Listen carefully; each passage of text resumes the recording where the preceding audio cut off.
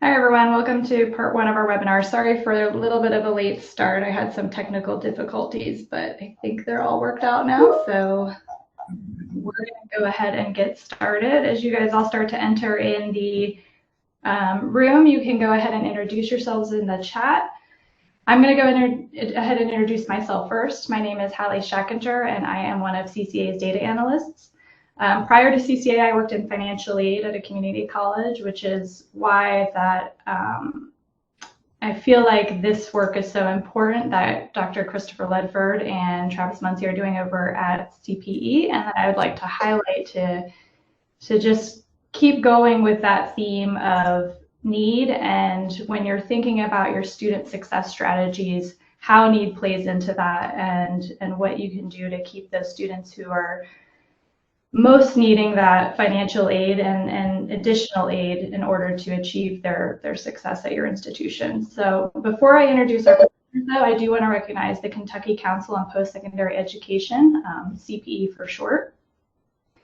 They were the 2023 recipients of CCA's Stan Jones Legacy Award, which is awarded to an individual, organization, or state that has consistently embodied the vision of complete college America and work toward achieving the goals of increasing the number of students who earn credentials of value while equitably closing institutional performance gaps. CPE was selected for their student success efforts, including being a model on collecting and analyzing data to drive college completion, which is what they are here to share with us today about. So like I mentioned before, our presenters, Dr. Christopher Ledford and Travis Muncie from CPE, will be talking about their research on unmet financial need and how they're operationalizing their work in collaboration with post-secondary institutions to boost first-time student retention. So we're going to be doing a little bit of a combination. They're going to be doing some presentation, but I'm also going to be doing some Q&A with them. If you all have questions, go ahead and just put them in the chat. I'll be monitoring it, and we can get them to answer any questions that you all have as well. So first things first, do you want to just briefly introduce yourselves, Chris and Travis? You gotta let me go first, Chris. Well, good afternoon, everybody, and thank you for joining us, and also big thanks to CCA for putting this together and allowing us to share some of our work. This is kind of an extension of the presentation that we did at the CCA National Conference. So, like I said, really excited to present this work, and then hopefully you all find it useful as well. My name is Travis Muncie. I'm the Executive Director of Data Research and Analytics at the Council on Postsecondary Education. And really our focus on our team is through the whole information lifecycle. So we collect data, we analyze data, we conduct policy research, and then, we give policy recommendations. So with that said, I will turn it over to Dr. Ledford. Chris, it's all you. Well, hey, everybody. My name is Chris Ledford, and I work here at the Kentucky Council on Postsecondary with Travis. Before I introduce myself, I'd like to echo what Travis said and give a thanks to our CCA partners. We're very excited about the work that we're doing and its potential to impact students, but also the opportunity to share that with so many of our colleagues. And we recognize so many of you here, and it's good to see you. But if we can kind of adapt and share what we do as higher ed professionals, the more students we can help. And when we think about Complete College America, like that's the premier outlet to do that in terms of their sponsor of research and student success and just that overall network. So big thanks to CCA. My name's Chris Ledford. Again, I work with Travis here at the council. I really enjoy all things student success, and that's how I identify myself to other people when it comes to my work. I'm a graduate of our state's two flagship research universities, and like everybody here I can remember the points at which somebody made a difference for me, whether it be a staff member or a faculty or whatever, and those kind of things set up the passion for the work that I'm grateful to be able to do here. So with that said, I really bring that kind of focus to the work that we're doing. And when I say that we really enjoy the opportunity to network and share and learn what others are doing, we really mean that. Do we want to jump into, I've got some introduction material. Do you want to jump straight into that, or Hallie, how do you want to proceed from here? I think if you want to do just go through some of those slides, just overview of the project, and then we can kind of start with the questions. Okay, yeah, that'd be great. So just to give some background, as we move through this two-part series, the first part's really going to be focused on how we came to set up this model, why we thought it was important, and ultimately how we network with our institutions to A, collect the data, and then B, return a product to them that's useful, that's helpful to them and helpful to students. So I'm going to go through a really quick overview and kind of set the pace. And then hopefully that'll just open up a great dialogue. As was mentioned earlier, feel free to put questions in the chat, and hopefully we can just open up a discussion. Let me get my screen shared here. All right, so can you see screen, Travis? I can see you if you give me a thumbs up. Good deal. All right, so our project was entitled Investigating the Financial Tipping Point. We're looking at the effect of unmet financial need on retention. And as I go through this, instead of like a real research paper focus, I have framed this in a way that I hope will be helpful to folks here. It's got a very practical focus on a state coordinating agency or state governing board agency, and how data are collected from institutions and how those agencies liaise with those institutions. So here in Kentucky, like many of our partners across the nation, we have kind of adopted from Lumina our North Star goal, which is 60 by 30. And that goal is that 60% of Kentuckians will have a post-secondary degree or credential by 2030. That's kind of the backdrop for all of this.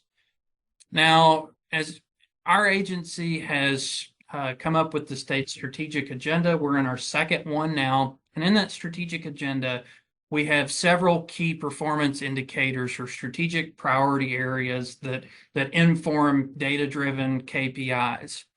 In our strategic agenda, affordability is the first, not the most important necessarily, but it's the first of several strategic priority areas on which we're focused as a state, as an agency, and with our institutions to increase accessibility for all Kentuckians and grow attainment for all Kentuckians. And some of our other strategic priority areas focus on transition, student success. Equity kind of operates there in the background of all of those things, talent and value. So as we zoomed in on affordability, we were really focused on a data-driven strategy to increase affordability here in the Commonwealth. And we really zoomed in on three core questions, which set up the kind of tone for what we're going to be talking about today and in our next meeting. Our first question was, how can we use inferential models or inferential statistics like regression modeling to understand the critical thresholds where affordability impacts retention likelihood? So what student dollar amount on their bill is the point at which they become less likely to return to college? Second, how can we use those estimates to inform the key performance indicators that as a state coordinating agency we set with our public institutions every year? So by modeling that affordability impact for each institution, we can discern the amount of debt or cost that a student has, and then plot that against the institution's retention goals and pinpoint a target where they want to lower an unmet financial need or a student bill, or thinking about it the other way, a point to which they want to increase to hit a retention goal. And finally, how can we adapt that inferential model? So if you think about an inferential model, we're using years past of data to discern some predicted probability about some relationship. How can we use a model like that to now predict student retention in real time and most importantly, give that information back to our institutions so that they can help the students before we lose them. And just to build on that, if you think about the models that we estimate in education, we're looking at a lot of binary variables: retained or not, passed a class or did not, had a high GPA or did not. But the core thing connecting all those is that we're looking at things that have already happened. And that's what our inferential model that we first estimated does. So how can we deploy that in a predictive model in real-time use cases to help students before it's too late? As we started working through this, our focus obviously was to maximize utility and impact. And because of that, we zoomed in on first-time student retention.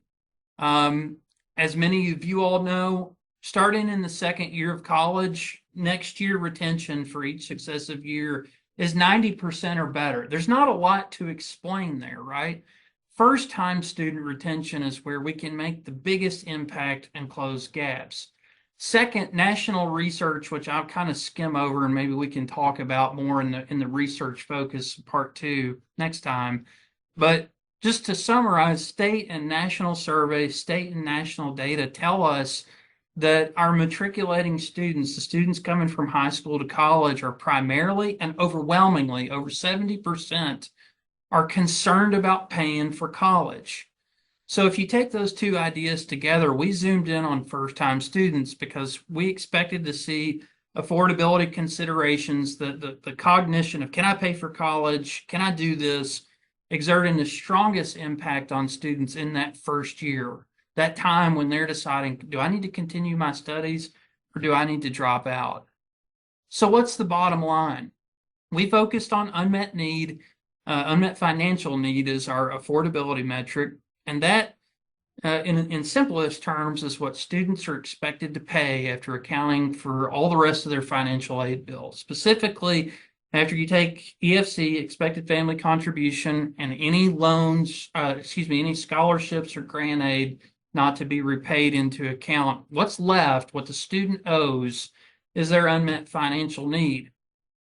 Critically, in practical terms, that should be then the precise value, the amount that they owe, that's most likely to impact their enrollment behavior or their retention. And just to display that graphically, I know that definition's a lot. There's a lot of financial aid alphabet soup going on, but it's simply the cost of attendance at their institution minus the EFC and any aid not to be repaid. What's left on their student bill is their unmet student financial need. So jump into the inferential model real quick. And again, this is going to be a high level thing, and it's intended to be that way to generate questions and discussion. But just as an overview, so in Kentucky, we have a really robust longitudinal data system. We collect data similar to the uploads that go to iPads. We collect individual level data from all of our public institutions, all 24, every year. So in our sample, we looked at 10 years of data for first-time students. So every first-time student at a public institution, 4-year or 2-year in Kentucky for a decade, our sample size came out to about 200,000 students in this inferential model over time and sector. And using a variety of techniques, mostly simple logistic regression models, we had indicators, independent variables for race and ethnicity, gender, where the student lived. They're both a rural and urban indicator, as well as a county level indicator. Some of their high school success and preparedness indicators, a dual credit variable and a preparedness variable, and then some first semester variables, including their GPA and academic load. And all of those are set up to predict unmet financial need. Unmet financial need should be an independent variable. Retention is the outcome variable. From there, we got a lot of great information that we're going to get into throughout. But again, how can we take these data that are looking backwards and make a difference? And that's where the predictive model that we're really going to zoom in on today comes into play. We adopted that inferential model to a predictive model to make that real-time impact. Again, serving students in real time before it's too late. And how this works, and we're going to demo this and show you this as well. Institutions, so our IR folks or financial aid folks, whoever uploads an institution's data to the state coordinating agency, they can upload those first-time student files in the middle of a semester, and they upload it through the state data system, which is where they also submit their individual level student files once validated. Once they submit, that student level file runs against the predictive model, which is stored in the same place, and they get retention predictions back immediately. So then what they can do, they can go in and alter that unmet financial need amount or other variables to simulate an award, some grant dollars, whatever the institution's doing, and re-upload that file and see how that prediction changes. And simply, that's how they can discern, at least from a target setting standpoint, what students should we look at helping first? Again, targeting students before it's too late. So that's kind of a broad overview. Again, in this first part, we're going to dive into that kind of side of things, that the structure, the model itself, that upload procedure, and the collaboration that makes all of this stuff work so well. And then in the second part, our second meeting, we're going to focus on the data outcomes, the specific KPIs that we're setting, and our future plans with this model. Thank you all very much. And Hallie, I'll turn it back over to you if you want to start some questions or field some questions too. Sure. So I guess the first one we're going to go into is basically just the impetus for focusing on unmet financial need as a KPI. Yeah, unmet need had really started to become a pretty big conversation from a national context. A lot of organizations were starting to move towards unmet need, and we were just kind of moving to our new strategic agenda in 2022. So from our 16 to 22 strategic agenda for our 23 to 2030 strategic agenda. So that really kind of set the framework for us to really be able to revisit our priority areas. One priority area that was kind of intrinsically in other priority areas in our previous strategic agenda was affordability. So, we had also read a lot of the same research and saw where students were very concerned about affordability. We were following metrics of rising debt at graduation and other things, and other data points that were concerning. So we decided to actually pull affordability out and make it its own priority area with its own key performance indicator. So we did have an affordability indicator before, but it was really around. It was basically net price, so what we would pull from iPads. And it wasn't very granular. And basically, we felt that we weren't putting our, very rich post-secondary data system to use, basically, by using a net price. One of the collections that we have is our student financial aid collection. And within that collection, we collect basically every student that received any sort of grant, scholarship, took out a federal loan, even regardless of whether they filled out a FAFSA or not, we have in that file. So basically, we just felt like we could do a better job by utilizing our data system instead of relying on aggregate data sets like iPads. And what that allowed us to do is to do what Chris just explained, was to go further, was to actually operationalize the research and to put it in a way that's useful for institutions, but also, allow us to create things like predictive models, machine learning models, things of that nature. So I guess that's a very long way of saying everything was moving in that direction anyway. We had a great opportunity with our restructuring of our higher education strategic agenda in Kentucky. And we wanted a way to really utilize our longitudinal data system that gave us the ability to better impact students with financial needs. Thank you. And kind of shifting to the national conversation, like obviously that you saw what Kentucky was needing. What are you seeing kind of occurring nationally with unmet financial need research? Yeah, sure, I can take that one. I think Travis alluded to part of this when we started diving into just the affordability literature more generally. And as was the case in Kentucky as well, and I'm sure in many of folks' states that are here, we hear and focus on terms like tuition and net price, net cost, affordability, kind of being this umbrella term of all these things. And then, of course, operating in the background of a calculus of what affects students, you've got institutional loans, state grant aid, federal grant aid. But in terms of affordability and again, operating in the background here is improving student success, improving retention, and putting quality degrees in students' hands. Tuition and net price don't really tell a story that links well to student success or retention. Because if you think about it, those are kind of good summative indicators in the aggregate, and they are important, but a measure of tuition, you can't discern things about individual level students if those students' aid packages are going up, or if overall the institutional aid is going up, or across the board state aid has gone up, or in many cases over the past 20 years has gone down, or with federal aid. So with all these things moving in this kind of calculation of what affects students at the bottom line, those kind of aggregate indicators of tuition and net price don't really tell us a lot, other than what's going on at the institutional level.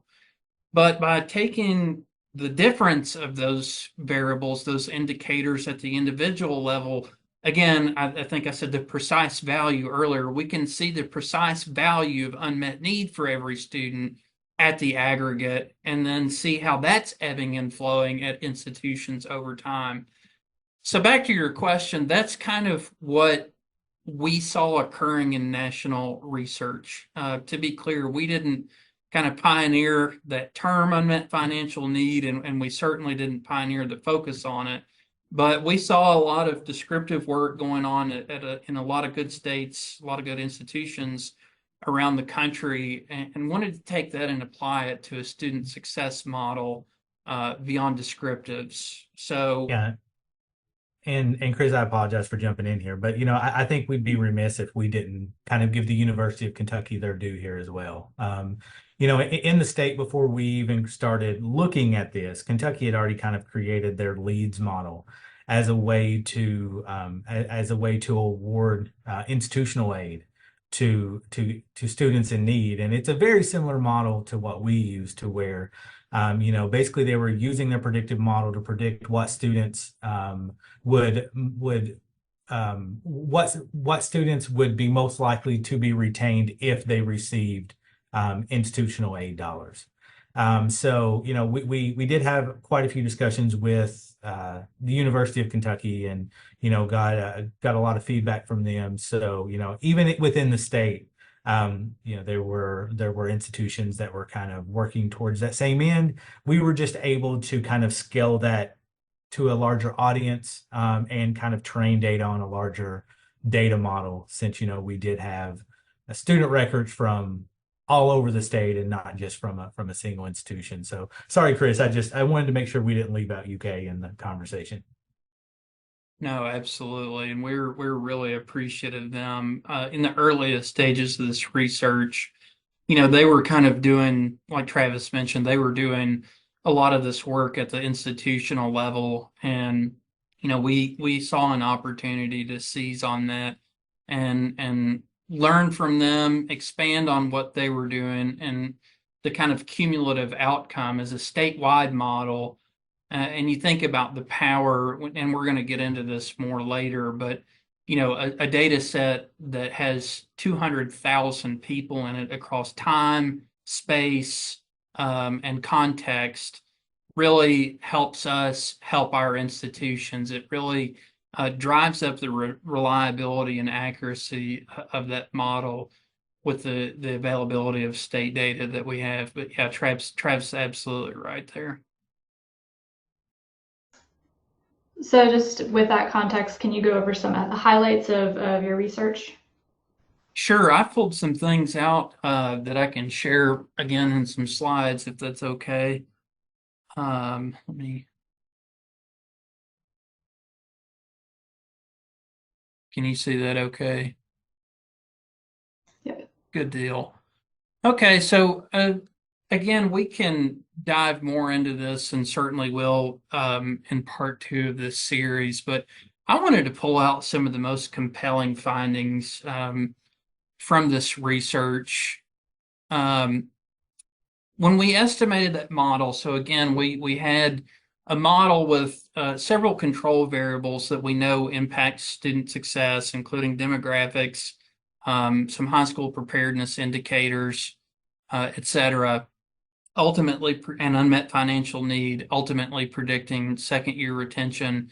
Holding all those factors constant, we found, pretty unsurprisingly, that unmet financial need exerts both a powerful and a very highly statistically significant impact on first time student retention to a second year. At four-year universities, we found on average that each $1,000 increase in unmet financial need decreased retention likelihood to a second year by about 1.5%. I'm going to put that in context a little bit more in just a minute. At two-year colleges, each $1,000 increase in unmet financial need yielded on average about a 2.4% decrease in retention likelihood. So I don't have kind of our descriptive statistics here, but at our four-year institutions, and this is comparable across the nation, you're looking at median unmet need levels between $6,000, $7,000, and $8,000, maybe up to 9 or 10, depending on context. At two-year institutions, a little bit less than that, but your median typically floats around $4,000, $5,000, $6,000 for an academic year for a first-time student. So if you think about those marginal predictions there at the median, that means all else constant or ceteris paribus, students at the median level of unmet financial need in Kentucky, and again, resonates across the country, are already 15 to 20% less likely to retain based on their financial circumstances alone. And that's just at the median.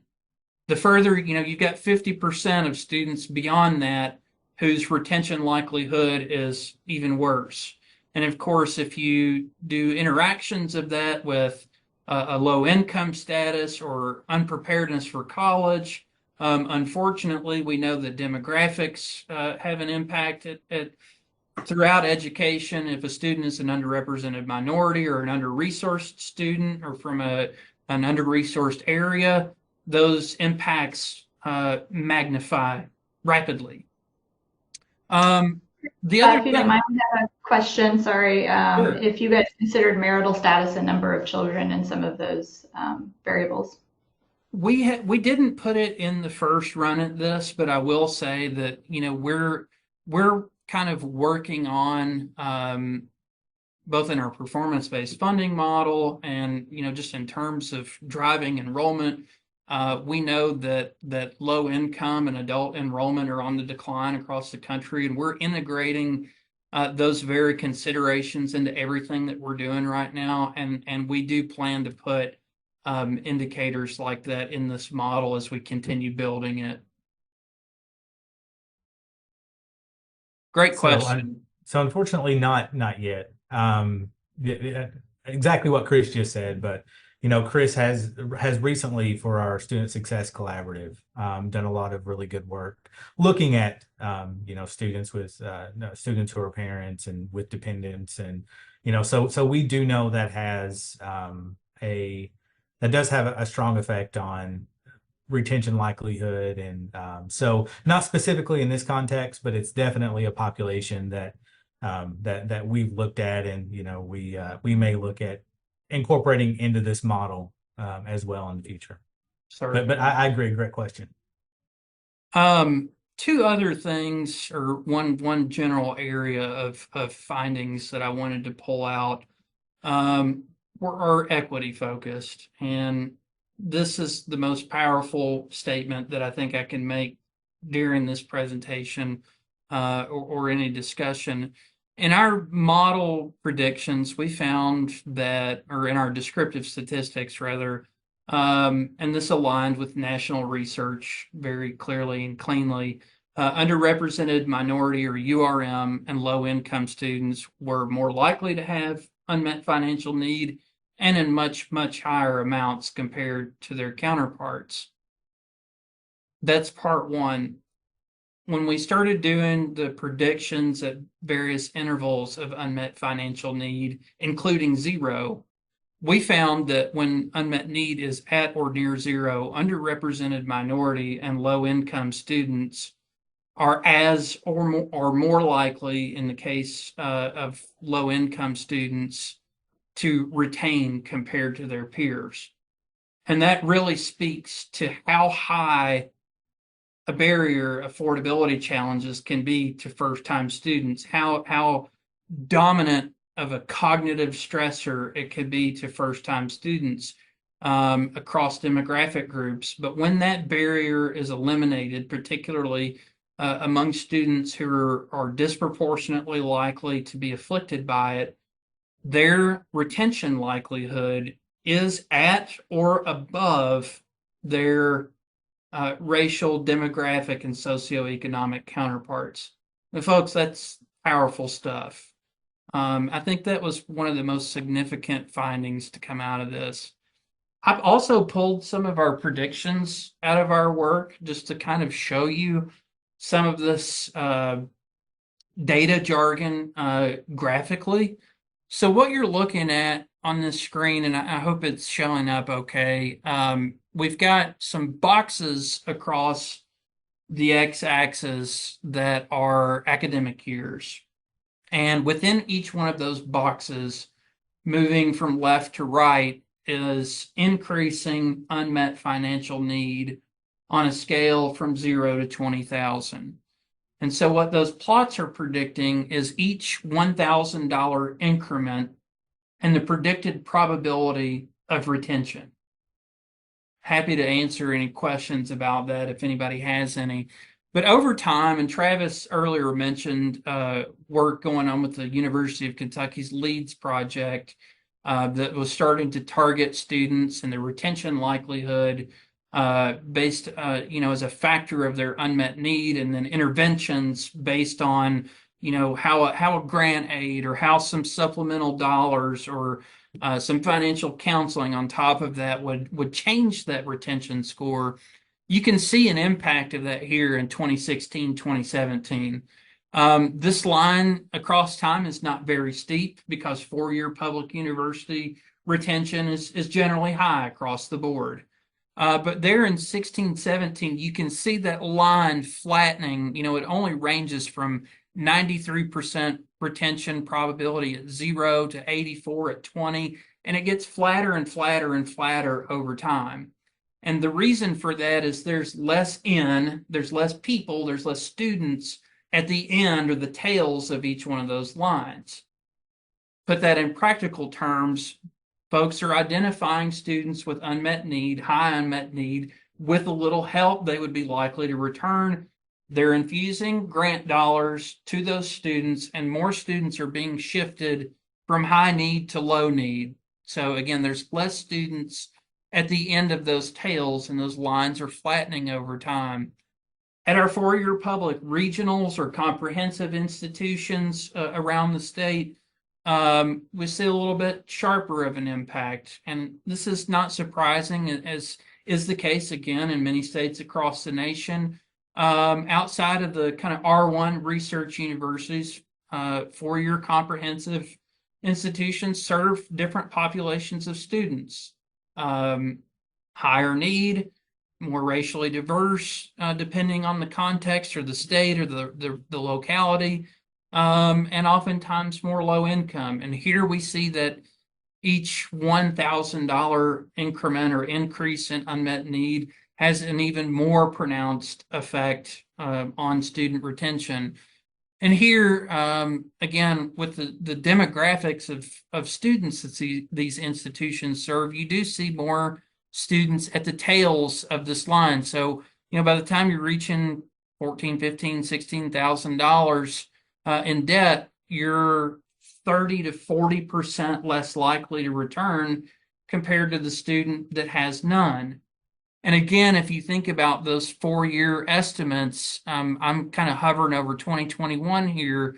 That median amount is, depending on the state, depending on the institution, $7,000, $8,000, $9,000. So you're talking about a significant portion of this line that's below that cut point, if that makes sense.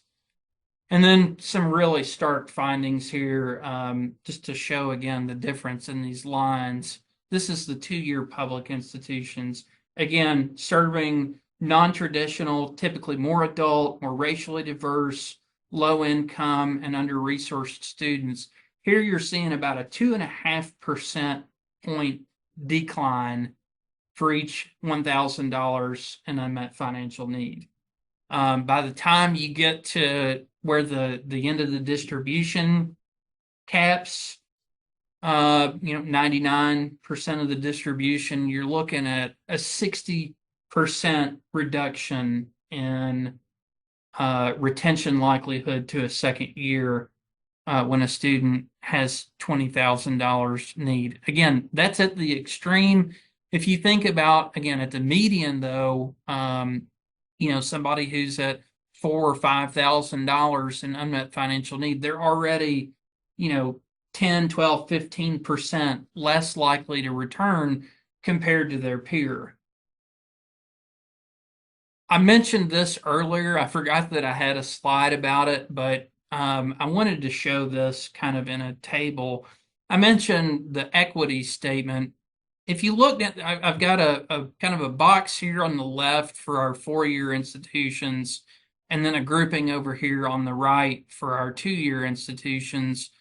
And don't cheat, please ignore the top line. But if you go down each one of those columns, you're looking at retention likelihood based on the corresponding amount of unmet financial need. And you notice that that retention score goes down much more rapidly for underrepresented and low-income students compared to other students. That's part one. Part two, now you can cheat. Look at that top line. When unmet financial need is zeroed, highlighting the importance of what we're talking about today, especially from a student perspective and from an equity perspective, 87, 87, 92 for low income at our 4-year institutions, and then 74, 73, and 82 at our 2-year institutions. When we work together to knock down affordability barriers, the playing field for our students and the equity implications are leveled out, and that's huge. So happy to discuss some more of that and get into those a little bit. Went really high level, but happy to answer any questions.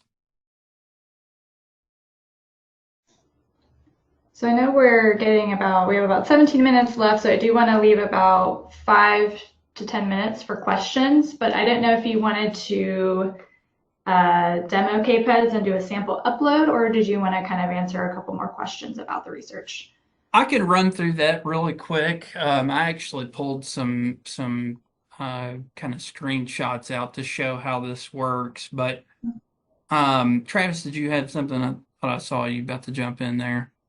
No, I think that sounds great. I just wanted to add a little bit for context on that research, and would eventually like to, if we could, just kind of go into what this means from a policy perspective and kind of how we use it. And I think that would probably be good after the demo.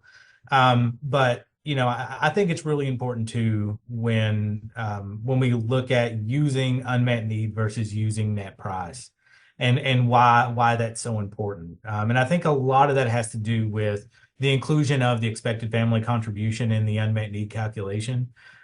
Because if you just look at net price, going back to kind of the equity conversation, it looks like that low income students should better be able to afford college, right? With things like the Pell Grant, federal grants, other state grants, like in Kentucky, the CAP grant that is completely based on Pell eligibility.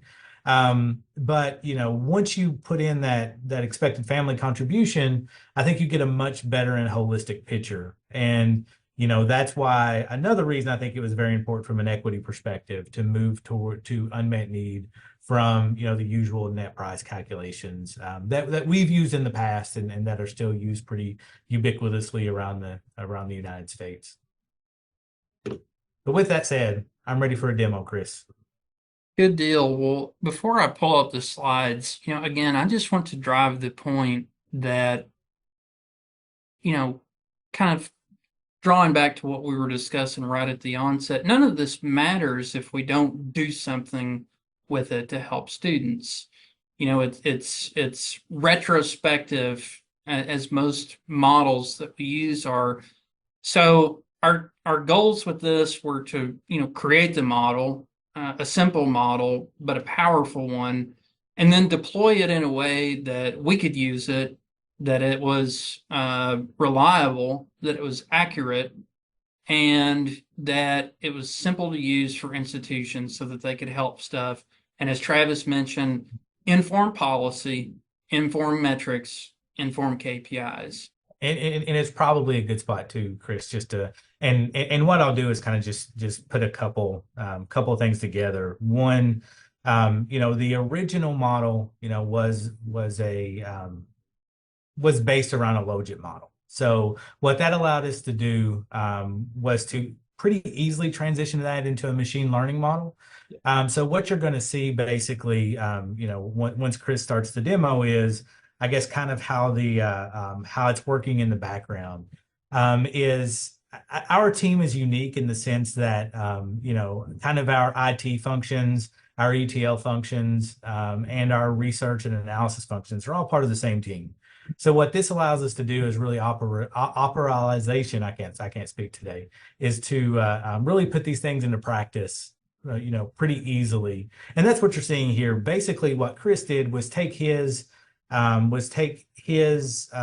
predictive model, kind of transform that into a machine learning model, and then integrate it into the application itself.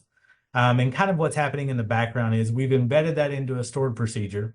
Once an institution uploads that, it runs it through the model and kind of kicks back out those predictions and probabilities. So why is that important? One, for students, hopefully it means that more students get help that need help. By using the predictive model, high-risk students, hopefully that gets the help, that gets them the help that they need. And two, money is very finite in higher education. So what something like this allows institutions to do is to better target their money and get a better return on their investment with things like institutional aid. They're able to use those finite resources, be able to kind of categorize those high-risk students who are at a high risk of not being retained, and really focus efforts and make that dollar go a little further. So I don't know, Chris, if you had planned on kind of us going over that later, but I just wanted to make sure that we kind of made those points before we jumped into the model itself. Yeah, I think some of that's in here, but it's definitely good to set the tone. This is kind of some of the stuff that you were touching on and even went a little bit beyond, but just for practical steps, we estimated the model in R. Again, it was just a simple logistic regression model. All those indicators, and that's really important to say. Not that it's just a simple model; it's easy to interpret, but they're data that all of our institutions collect. Any data that are reported to IPEDS, they're estimated and available at various institutions to put in a model like this. Again, simplicity was key. So we estimated the model in R. We used R because that's free. It's easy to share code. It's easy to work with the institutions, and it's easy to get files in and out of for testing. On the IT side of this, which is important, it's easy to deploy R into SQL stuff, which is where your administrative student records are likely kept on some version of SQL Server. Again, facilitates easy upload for end users, and it also permits that model in R because R and SQL communicate with each other in the same ecosystem. What's really powerful about this is that every time our institutions upload data to KPEDS, our state system, just like they do on the timeline to iPads, as soon as those data are verified, checked for accuracy, and uploaded to the final warehouse environment, the model updates. So as soon as the new data are there, the model has been updated. Simplicity. With over a decade of data, we've added 2 years since then. We have tested the model as new enrollment files have come in. And, we've got a simple model, again, with just a few variables, and it predicts second-year retention across institutions at 75% recall and over 75% accuracy. If you think about your times in student success or student affairs or higher ed administration, 75% recall and accuracy is much better than throwing a dart at a board and hoping you get it to stick on there. So pretty good results. This is kind of what KPEDS looks like on the very front end. There's not a lot to be pulled from this other than how simple this is. The institution comes in, they upload a file from, their workstation for enrollment or financial aid or whatever the collection may be. Again, similar to the iPads collections. This is also the same place that they go in and upload a first-time student file to get some sense of retention scores and run it against that model and spit it back out. It's this simple. They can upload an Excel file. As soon as it runs against the model, they get that Excel file back down here and they can download it. Chris, if you don't mind, from the previous screen, we have a question about, is that an R squared number? On this,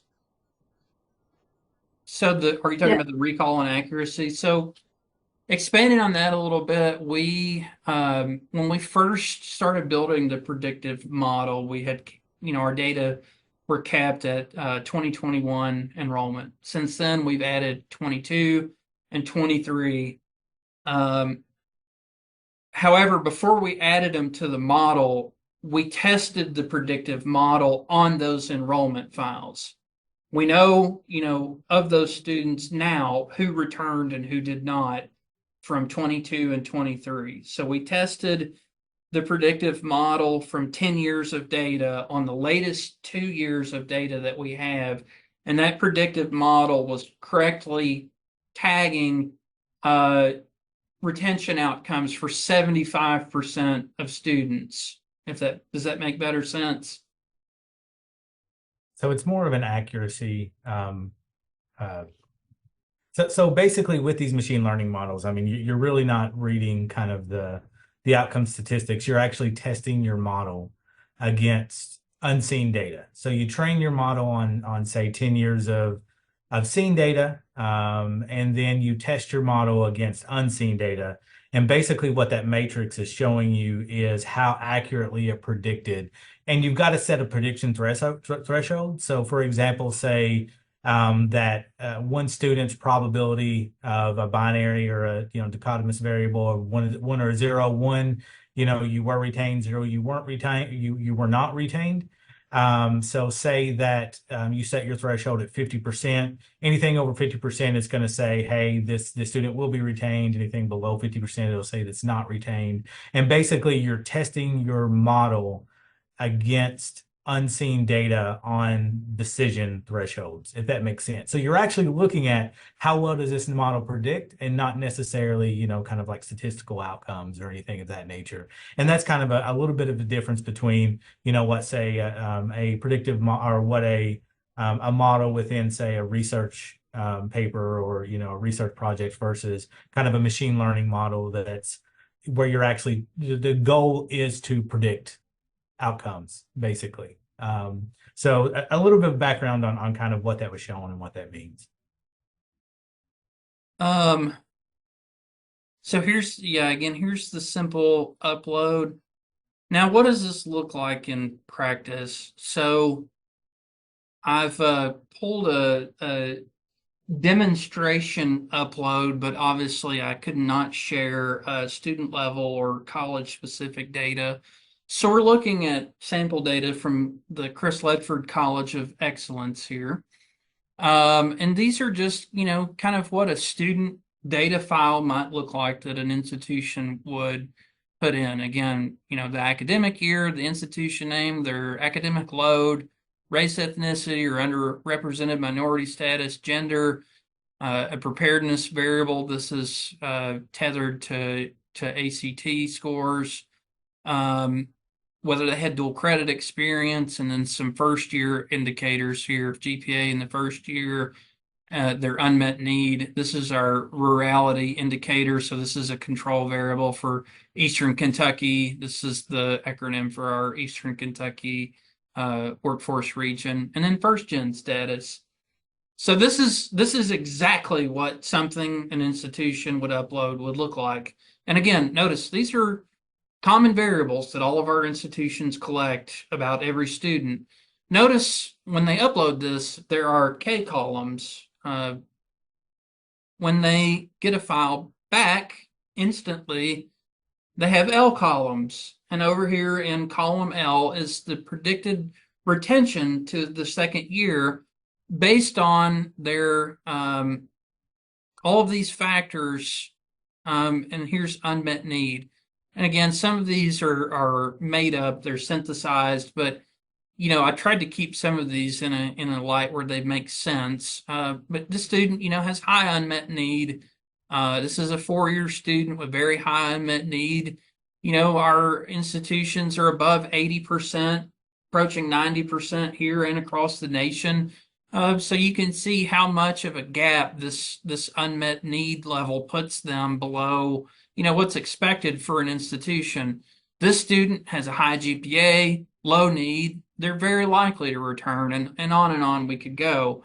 But what's key about this, what's so powerful about this is, let's say, I see Adam Blevins on my screen, so I'm going to pick on him. Let's say President Blevins at Ledford College is considering a grant award to help some needy students, and Adam wants to know, which students do I pick?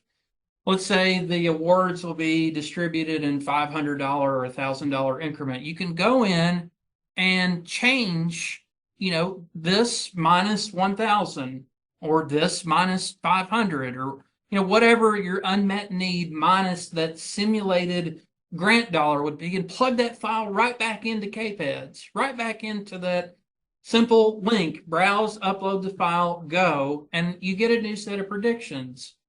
And so we also take the difference and sort it. Yeah. And we also include a return field in this as well. So the institutions can put their unique identifier, the institutional ID for the student. So that, it predicts and then returns that back to them with that ID, so that they can make kind of direct connections with their own student information system. And we have a talk question. A lot. I'm sorry. Oh, sorry, Travis. Go ahead. No, I was just going to say we talk a lot. I don't think we left too many minutes for questions, but that's okay.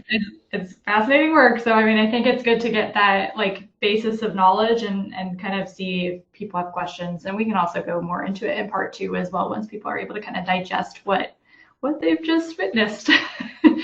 But I know I had this question as well, Scott. I was listening to you guys talk about EFC, and we have a question in the chat about it too, for the 2024-2025 FAFSA data collection.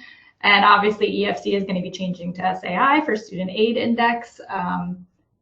So kind of how are you guys looking at updating the model for those changes, and have you started looking at that yet? We know we have to. So basically, hopefully, we will kind of incorporate that SAI in place of the EFC, and kind of see how that affects the model. What difference it makes. Where it's really going to cause a problem is from a temporal perspective, trying to look at things over time and look at trends and training data and things of that nature. So yeah, so we've started that process, but we don't know for sure yet. We'll hopefully we can kind of plug that in and we're not too far off from where we were. I think that hits the nail right on the head. I think we've got a lot of tests and retests to do. We can run new data separately from the kind of existing data frames that we have and compare those and draw inferences from that. And even, keep rolling with the same financial aid file and kind of see how that changes with the introduction of the new measure.